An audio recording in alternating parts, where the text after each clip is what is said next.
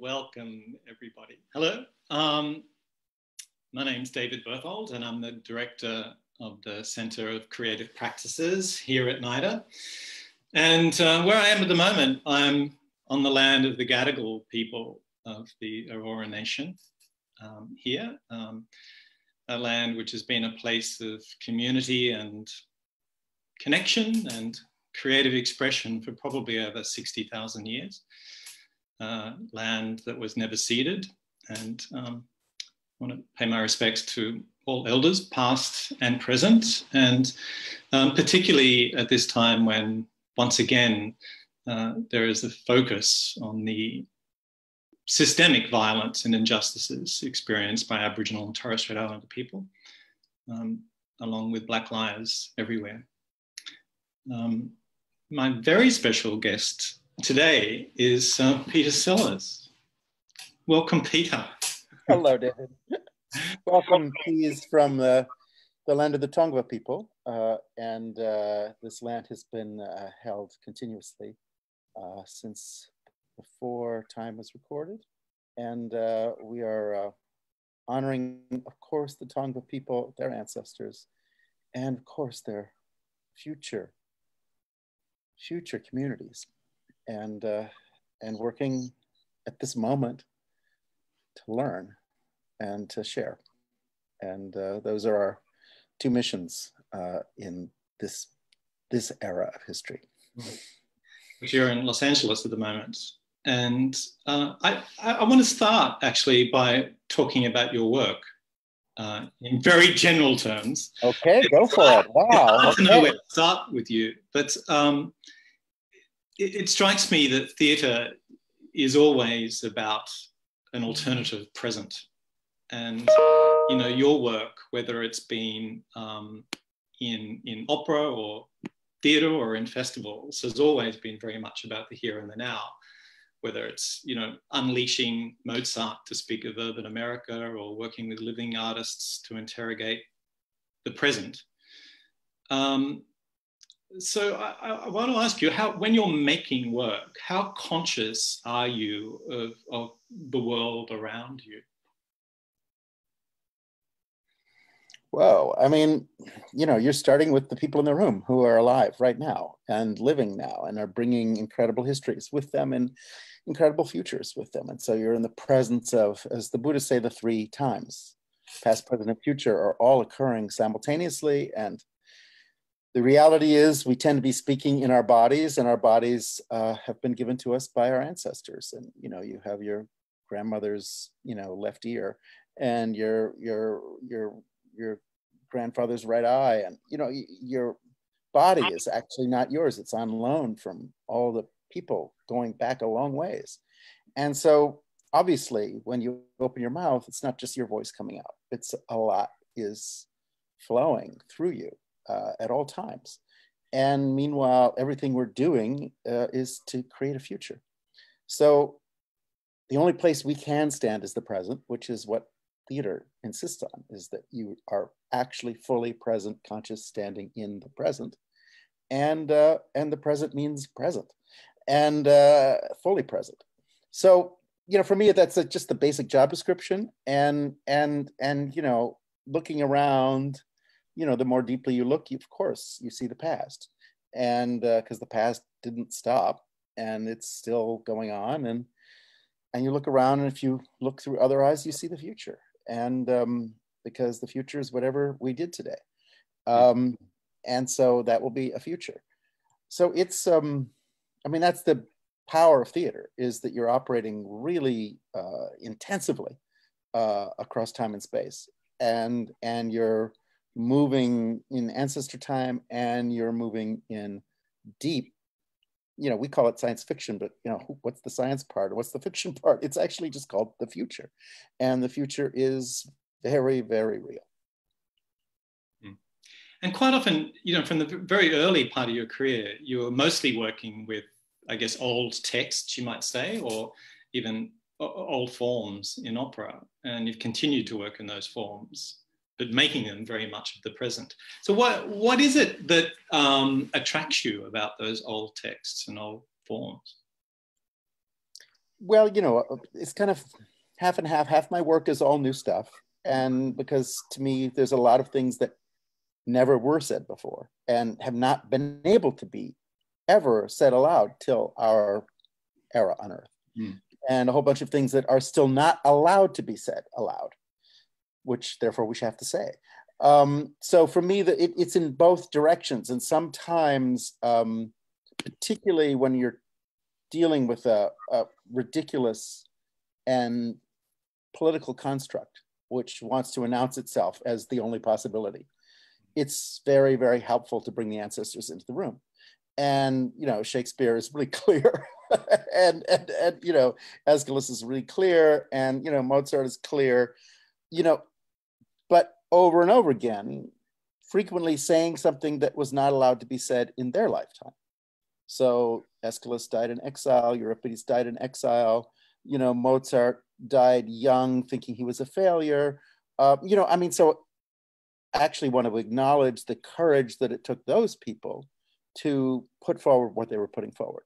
And in fact, in some cases, it remains dangerous to say those things. So it seems that, who's going to say them? It has to be us. And we have to find a way to say them. And that's where why they call it art, because it has to be, if you just say something crudely, then you're actually adding to the violence. You're creating new stupidity in the world, and nobody needs more stupidity. We have enough. And so you have to say, okay, how can we do this skillfully? What is the skill of saying something difficult or painful, or that's really hard to process? That you can't just say that crudely. You just can't put it in people's faces. You've got to create something skillful that creates a space that allows something to be understood, not mentally, but by the body. First, can the body be convinced of the reality of something? Mm. So, I think it's complicated because you're working in all dimensions simultaneously, but you're working with living beings, and living beings have just, infinite histories and infinite possibilities at every moment. And, again, we're in a society that's so materialistic that we're just told everything's limited. Everything's, we're poverty mentality, scarcity mentality. And you just want to say, well, actually, humans are infinite in their nature. And nature is infinite. It's like, we're going to run to the beach and start counting how many grains of sand are there? No, it's infinite. Are you going to go count how many leaves there are in that tree? No, it's infinite. We're actually in this presence of infinity all the time. And, molecular infinity, atomic infinity, but also, again, put a number on how much your grandmother loves you. No, it's incalculable. And so, and it's what, it's the immeasurables that is what we're really dealing in. I've heard you talking about kind of sharing there, and I guess the other thing that theatre is a shared space, of course. But I've heard you talk about, one of perhaps the great projects of the 21st century is how to share the planet. Whether that's, sharing water and air in a climate crisis, or sharing space in the midst of one of the great mass human migrations of all time, and which is redefined in a way how we think of borders, or sharing economic wealth, or sharing, finding a way to share proper feelings of equality and of equity. So the project of the 21st century is really about learning how to share the planet properly. And also genuinely to share each other, to share our hearts, to share a sense of purpose, to share a sense of aspiration, to share a sense of imagination, to share all these things. I mean, to share absolutely everything that's again, material, yes, but also to share a much larger atmosphere of understanding of everything that actually is shared. And it's not just somebody has to tell you to share it, it's actually, you have to notice that it's actually shared. And once you become aware that it's shared, and again, in your body, so it's not just an idea, but you're actually aware in your whole being that every single thing you have isn't yours, it never was, and that everything that is you is shared, of course. There is no you, there's just this incredible network of sharing. And you are the result of all these different ways of sharing. And if we can, get into that, macro level and into the micro level, then suddenly everything's alive. And also everything's now not just stuck, but moving in motion and completely not only subject to change, but actually changing and morphing right in front of you. But I think I interrupted you, sorry. No. I was just going to ask if that is the project of the 21st century, to work out how to share the planet properly, what role artists have in that. I'm struck at UCLA, you teach a course there called Art as Social Action and Art as Moral Action, which implies that the artist has a very active role to play in, moral action and social action, those two things. Yeah, I mean, social action is just, what makes people be together, what brings people together, what creates a sense that we're a society, what creates a sense that, you're just not alone and that you're not living for yourself, you're living for others and you're living with others. And you're recognizing the others who are living for you. And that first of all creates some sense of gratitude and awe and makes you think twice before you do some stupid thing. But also, deepens what you thought you were going to do. And that's very, very beautiful. And I always tell people, artists, the most important thing you can do for every project is fundraise, because you have to talk your project through with somebody who thinks differently from you, but you have to find what it is that matters to them and include it in your project. And your project starts to get rich the more people really feel deeply invested in it. And the more you have to open it up to include a whole range of things people are looking for. And so for me, that the social part is pretty thrilling. And then meanwhile, the moral part is just basically, how often have you faced yourself? And can you recognize your own behavior? And can you understand what are the things that you absolutely want to change in you before you get to changing the world? And so that, step one in theater is, you have to be someone that is worth watching. Why are you asking all these people to watch you? There has to be something amazing and exemplary about you. So the moral part is actually facing yourself, right, and recognizing what your strengths are and what your strengths are not, and dealing with that. It reminds me of how close you are to music, actually. And I think it was about 5 years ago, you won the Polar Music Prize. It is like the world's biggest music, it's like the Nobel Prize for music. I think you won it with Chuck Berry, didn't you? In that I did. Yeah. And the thing I wanted to mention is that in the history of that prize, you're the first non-musician to actually win the Polar Music Prize, I think I'm right in saying.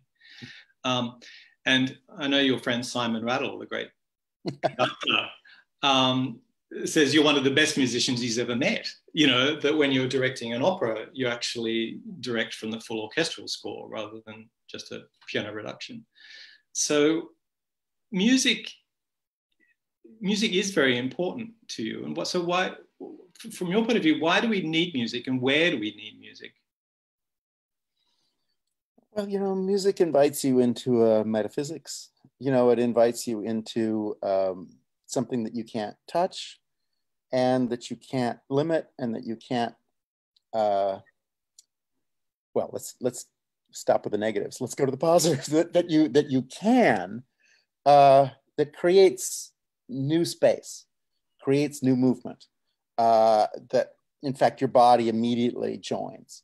That there's no, that there, again, it creates a flow, and it creates molecules moving in the air that do allow people to breathe together, tap their feet together, you know, and start to sense that we're all living in the same zone.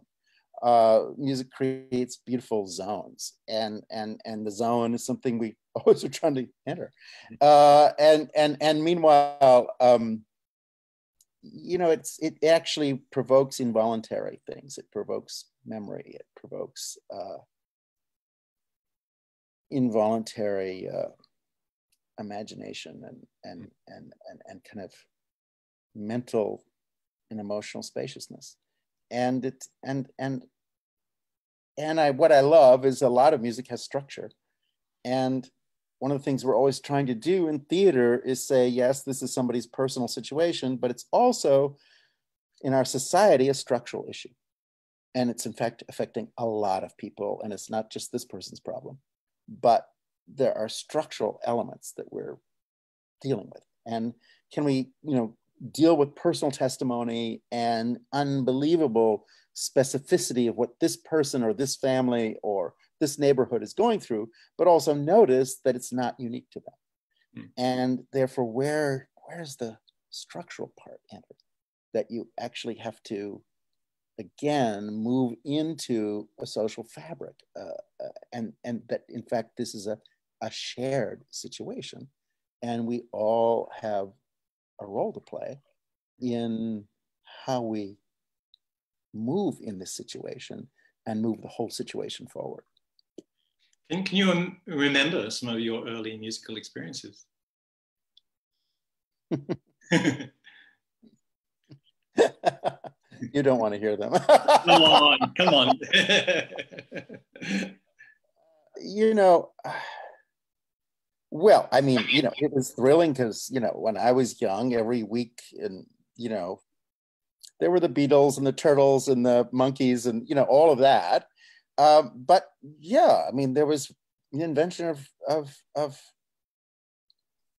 60s rock and roll. It's just, you know, super thrilling. And obviously Black music transformed the planet.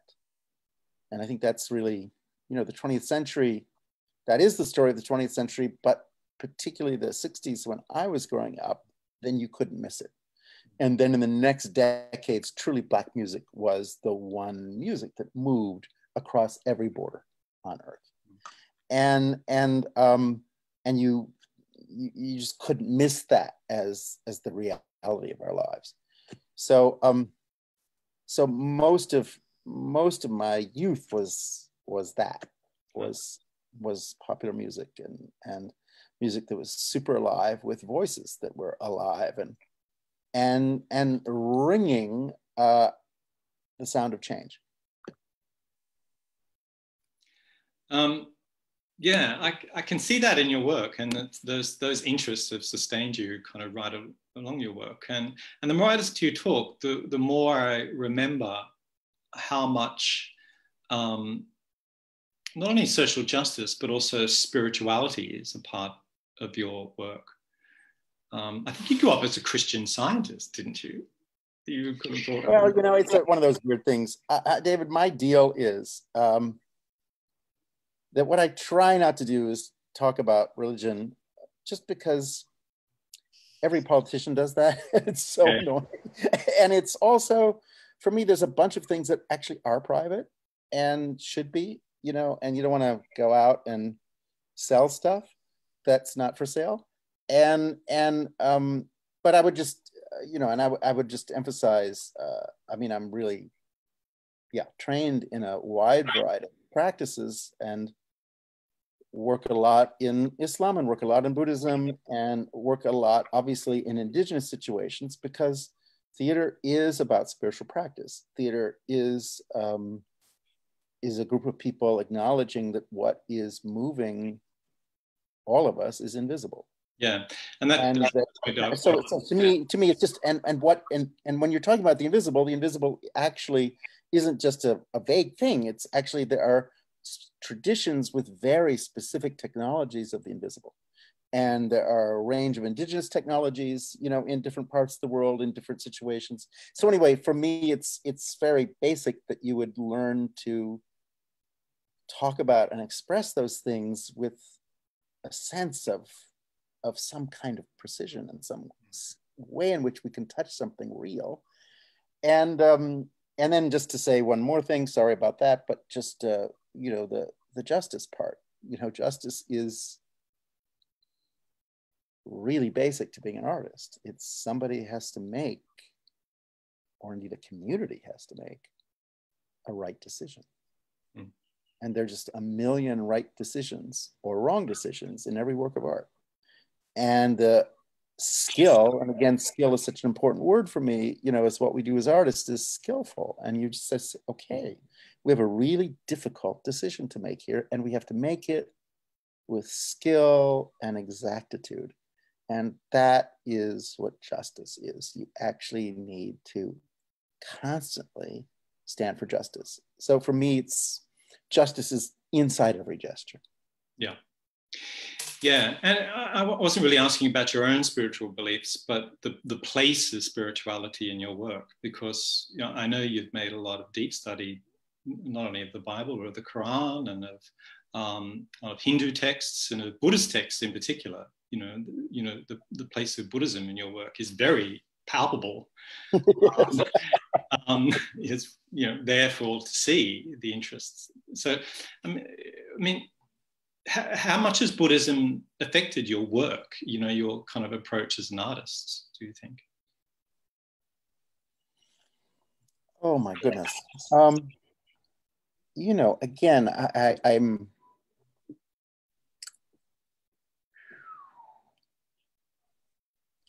I'm completely unqualified, you know, and I'm in no sense a Buddhist scholar. At the same time, of course, I spent a lot of my life working with those texts. And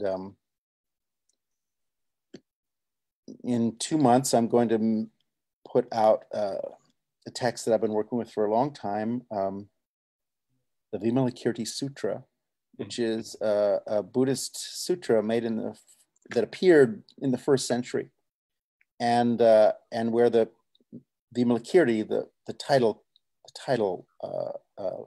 character, is a businessman, which is the only Buddhist sutra that has a businessman as the main figure, and he's ill, and the sutra is about sickness, and we're going to work on,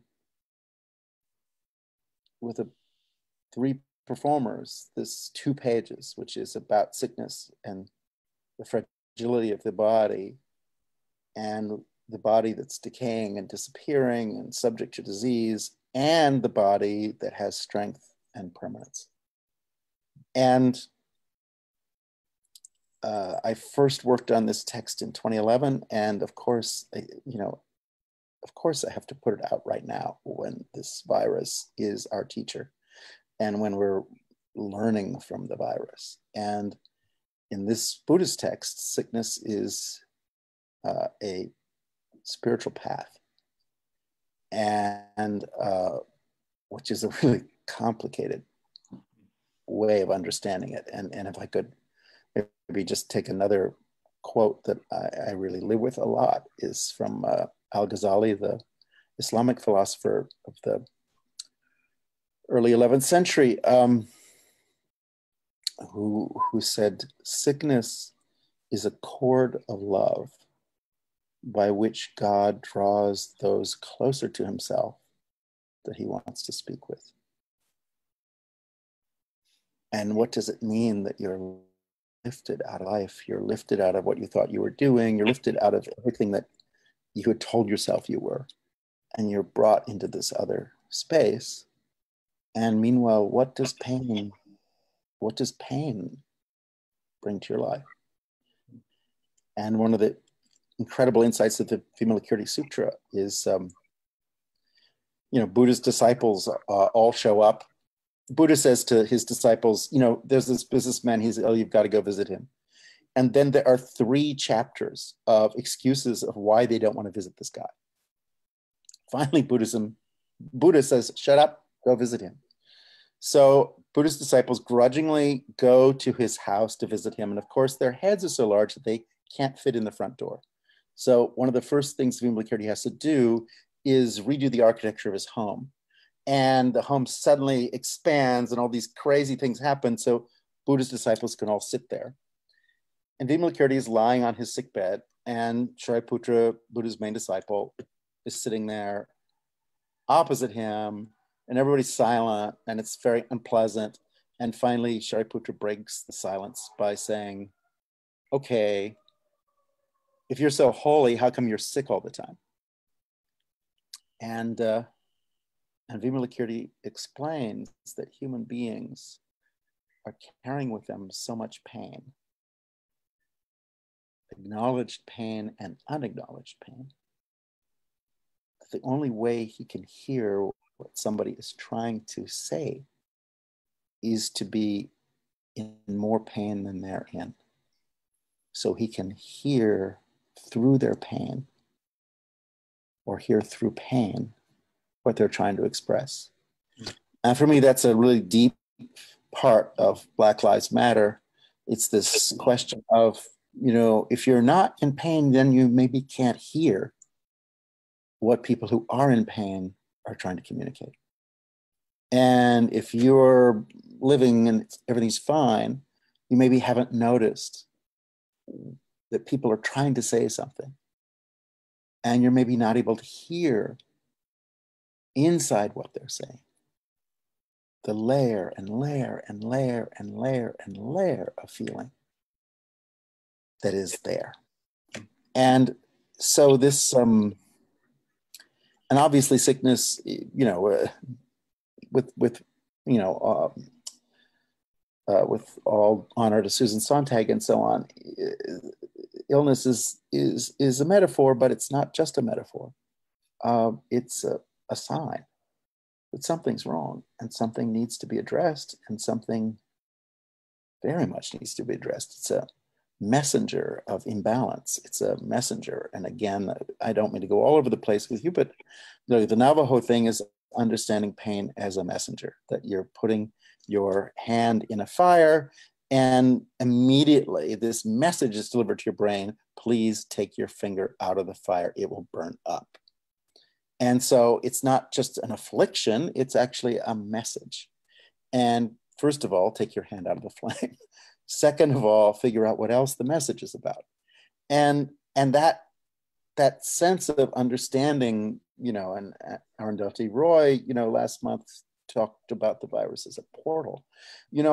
Again, just can we understand illness in its deeper dimensions of what it's doing in our lives, and can we open the envelope and start reading some of the messages. And anyway, so for me, theater is a really important place where, first of all, pain can be acknowledged and recognized without creating more pain, and nobody actually has to die in the theater. And at the same time, the ways in which pain creates a space of understanding can be present. So for me, this is a really important, dimension of theater.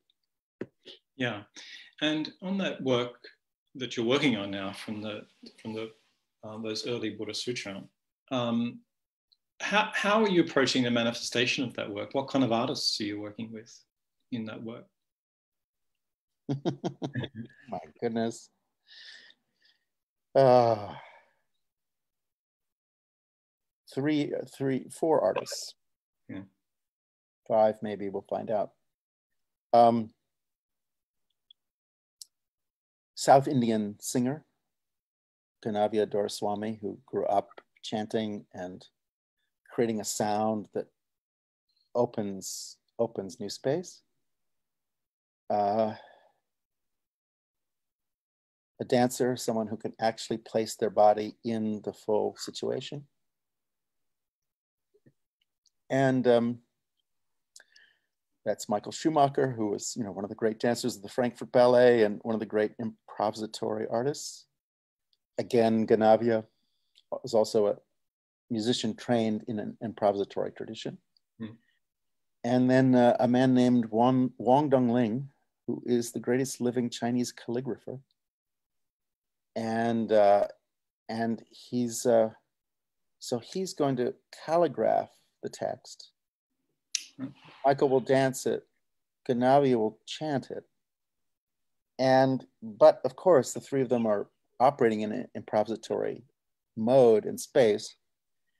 And the idea is we will, a Buddhist Sutra actually belongs in cyberspace because it is about infinity, and it's about, with one thought, the body can appear in multiple universes. And so in that sense, the internet is exact, and the audience for a Buddhist Sutra is beamed in from all corners of the galaxy. So also correct. But anyway, the idea is to create each of the artists is working in a different continent, and create a simultaneous field where their performances meet and diverge and emerge. And to create, we're working for the next 2 months on getting a lot of institutions to stream it. So it can be streamed across Africa in all these cultural centers. It can be streamed across India. It can be streamed worldwide, but also, through museums, also through film festivals, but also hospices and hospitals and places where people are dealing with the virus directly. So my hope is that kind of deep penetration that is possible with concerted effort on the internet could occur. And the idea that the performers, I didn't speak, there's an actor also, but I can't speak about the actor. I'm talking to Naida, it's just too impossible. But yes, there's also an actor, and that's a secret. But just to say, the 4 artists will each be on different continents and will come from different cultural vantages, but each will meditate on this content. That sounds like an extraordinary project to be working on. And I guess part of the bigger project for you, which is, I suppose, trying to find a new kind of humanist language or storytelling that counters a lot of the old types. I think we're trying to move in positive ways beyond ownership, beyond, this is my point of view, that's your point of view, beyond these kind of limited ways of understanding. And to me, the internet obviously is here for a reason. I mean, we have to thank the CIA every day. And for me, Zoom is so primitive, but it's like we're sitting in a Model T Ford right now, and it's so crude you can't believe it. And you're saying every minute, where's my horse? I have always traveled on a horse. My horse and I understand each other really profoundly. You need a horse to travel. And weirdly, here's this technology, and it's unbelievably crude, but also the crudeness is a gift and a message and something beautiful. And the rawness of it, and the immediacy, and at the same time, the interruptions in transmission and the breakdown and all of that is beautiful. And so for me, there's it actually respects and acknowledges the fragility of human existence and the unbelievable tentative and way in which these molecules are just, moving this way for a instant. And then, and anyway, just to say, so for me, it's one of the great things about theater is just trying to get it beyond real estate, and for me, one of the most beautiful things of theater, and all of us have had unforgettable experiences where theater is not done in a theater, it's done in a shared space, a space that by its very presence is already creating a community and an environmental connection. And that we are part of a sunset, and we are part of a mountain range, and we're part of the life of a plant, you know, and that theater actually, when it places us in a universe and doesn't say human beings are separate from the plant, it says, no, human beings are connected to the plants, and we're connected to the sunset, and we're connected to the dawn, and we're connected to the sound the birds are making. For me, you know, moving theater in those dimensions is so exciting, and it gets us out of the lockdown of mid-20th century American theater, which is just that the whole world is your psychology. And you want to say, well, maybe not. Like, get over it. and maybe there's a larger picture that, you know, we're all moving in. So for me, that's part of it. And again, the online thing also can create, you know, it's not film because it's live, which I like.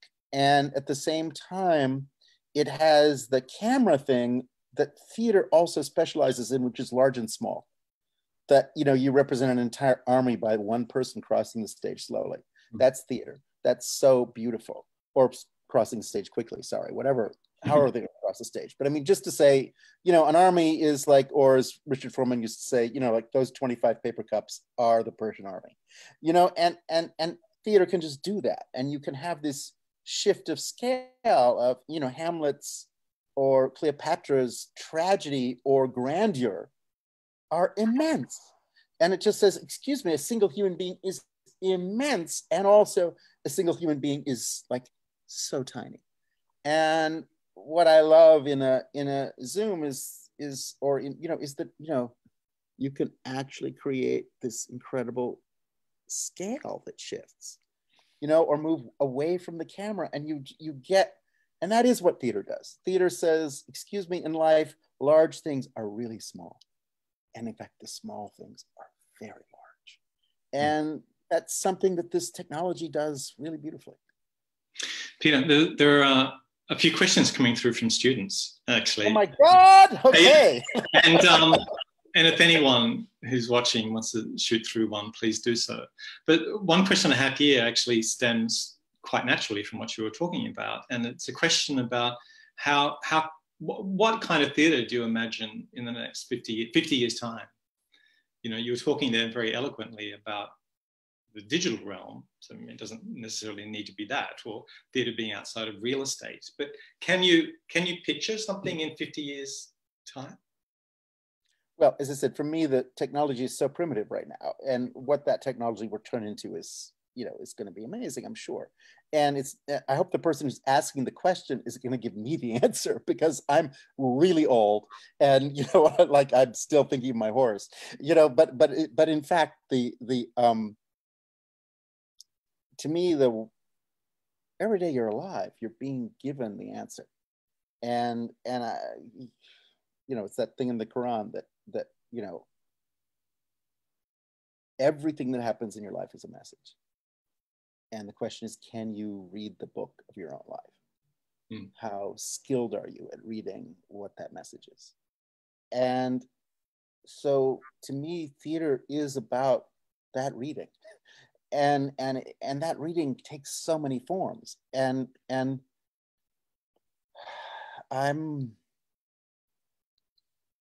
I just think this century is so radical because of the need for sharing. And one of the ways in which sharing is going to be inevitable and inculcated is there's no budget. We just have no money. And for me, that's a really powerful thing, because you know, it's like advice for travelers, you know, if you really don't want to meet anyone, travel with a lot of money. If you want to meet people, travel with no money. And then you're going to have to find a place to stay tonight. And you're going to have to find some way to have a meal. And you're going to have to meet people. And you're going to have to meet people in a way that is interdependent. And you're going to have to recognize that nothing belongs to you. And you're going to have to recognize that the only reason you're alive for 10 more seconds on this earth is the generosity of other people. And that the actual economy is not the cash economy, it's the non-cash economy. And that is the only reason any of us are alive. But we're just blind to it and deaf to it.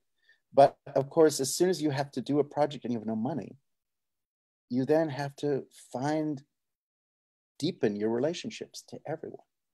And we all have to deepen our relationships, and we all have to become interdependent, and we all have to recognize that none of us can do anything alone. And none of us will ever be alone or ever were alone. And that's thrilling. And I just have a feeling, that's going to lead to a lot of beautiful, really beautiful stuff. And again, shared because you have no choice. Shared because that is actually the only reality.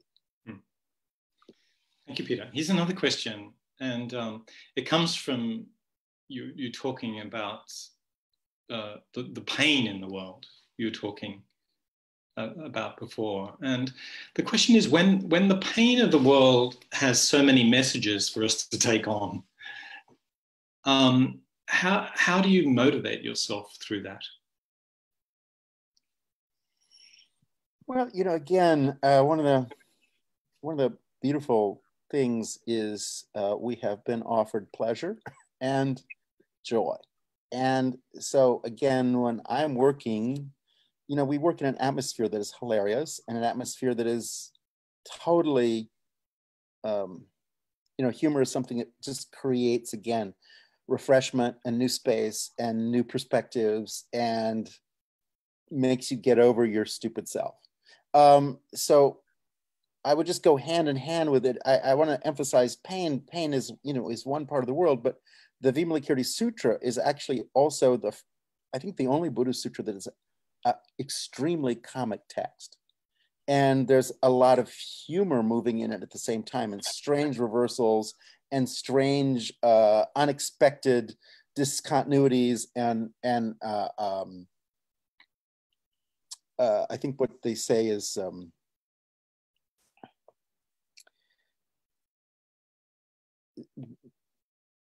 what it is to prepare yourself for impossibility. We are so geared to the possible. And of course, what's so incredible is the impossible. It's like, how would Nelson Mandela come out of 26 years in a prison on Robben Island and become the president of South Africa? What? Is like, actually, it's the impossible, which is also incredible and amazing.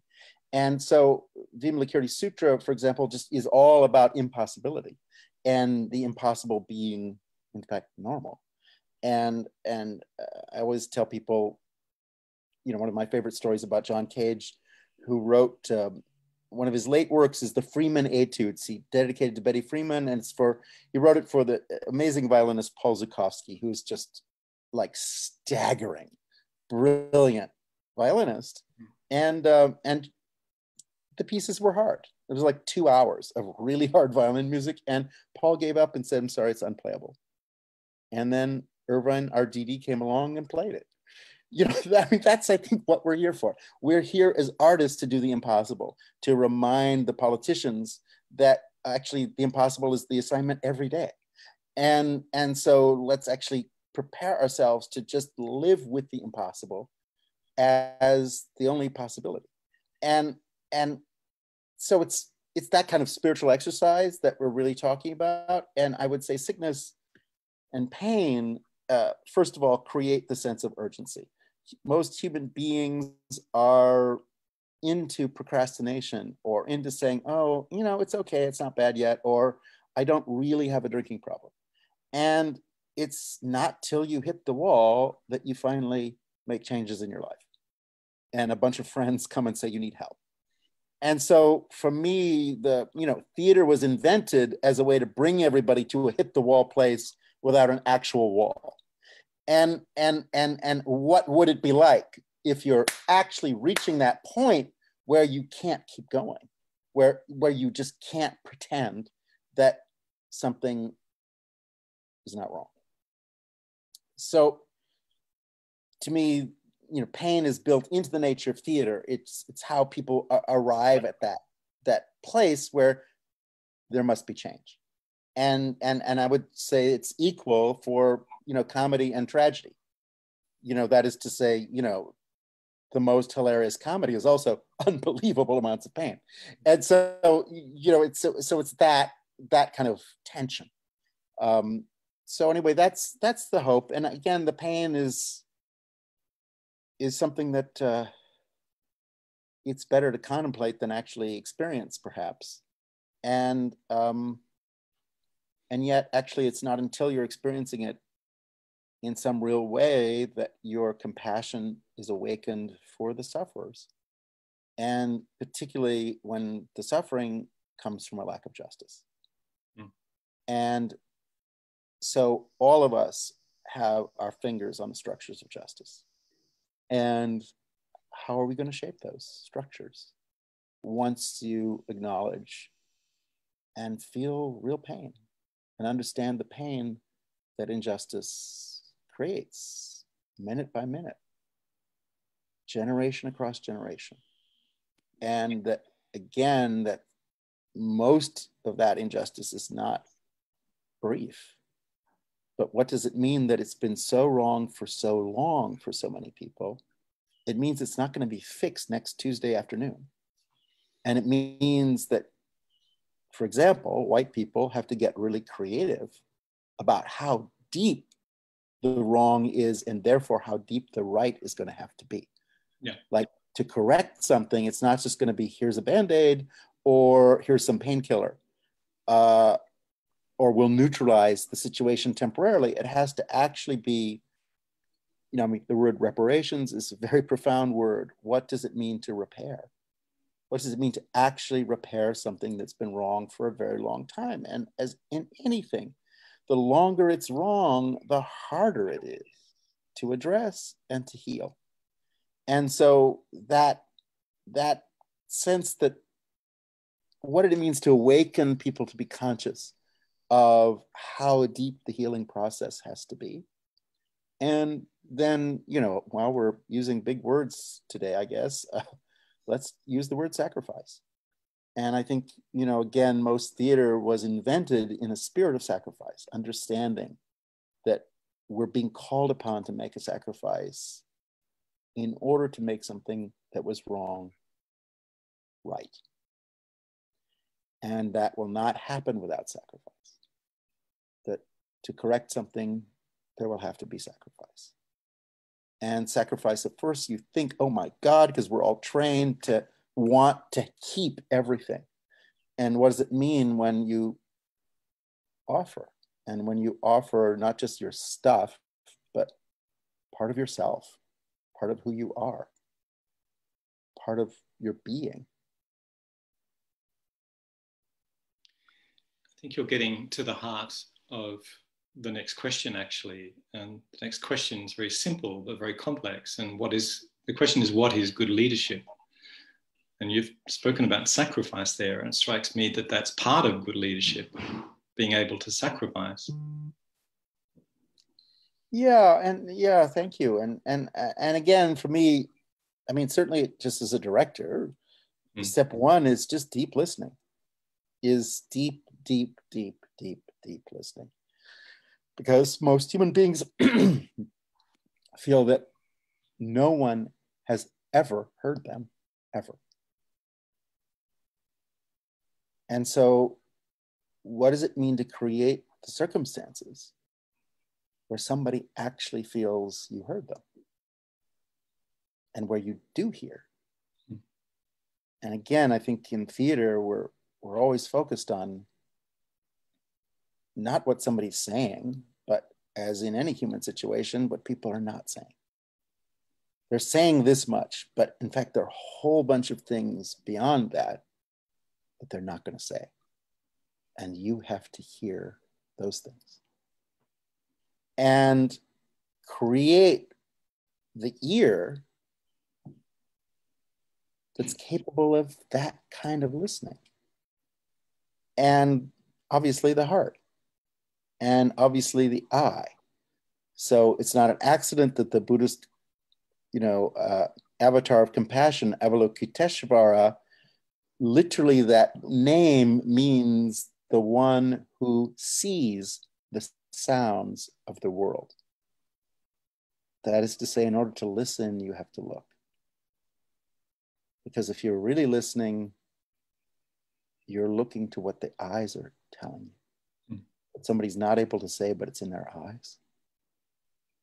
And it's the type of listening that has to do with deep looking and seeing what is not being spoken about, and therefore hearing it. Peter, I think that's a very appropriate and resonant place, an inspiring place to finish up today. Oh my God, we're done already? What? Yeah.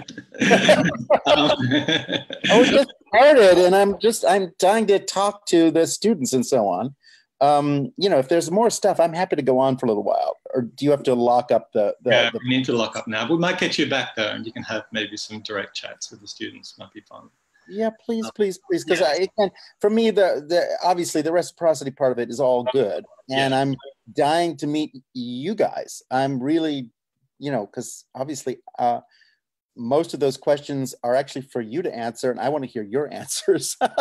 So, well, let's do that. I think let's do that so we can have that kind of dialogue. I think that would be really. David, can I just say thank you so much for this invitation and for doing this. This is really beautiful. Thank you. A joy to see you again, Peter. Thank you. You've been really terrific today and very generous with your thinking and sharing. Wow. So thank you so much. Right. Thank you, Peter. Bye-bye. Thank you, and have a beautiful day.